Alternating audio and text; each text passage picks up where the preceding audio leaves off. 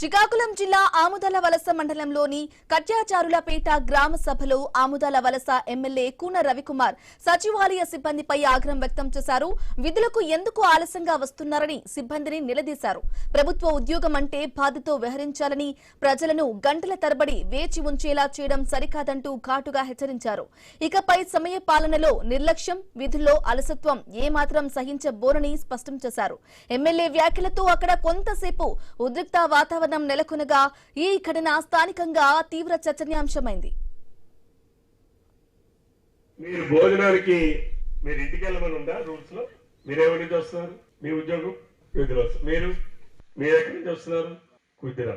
మీరు ఎక్కడ? లక్ష్మణపేట. మీరేంటి? మీ ఉద్యోగం ఏంటి? అగ్రికల్చరిస్ట్. మీరు మీరు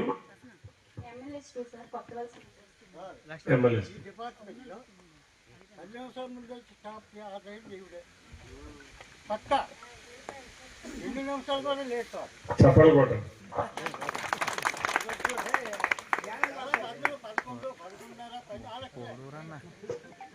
చూసారా?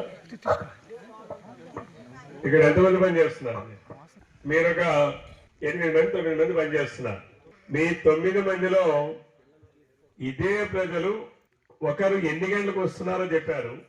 మిగిలిన వాళ్ళు ఎన్ని గంటలకు వస్తున్నారు, మీ ప్రవర్తన ఎలాగుంది, మీ మాట తీరు ఎలాగుంది, మీ బిహేవియర్స్ ఎలా ఉన్నాయి, మీ బాడీ లాంగ్వేజ్ ఎలా ఉందని ఇంతమంది మధ్యన మీరు మాట అనిపించుకున్నారంటే మీరు ఎప్పటికైనా మనుషులైతే మారాలి.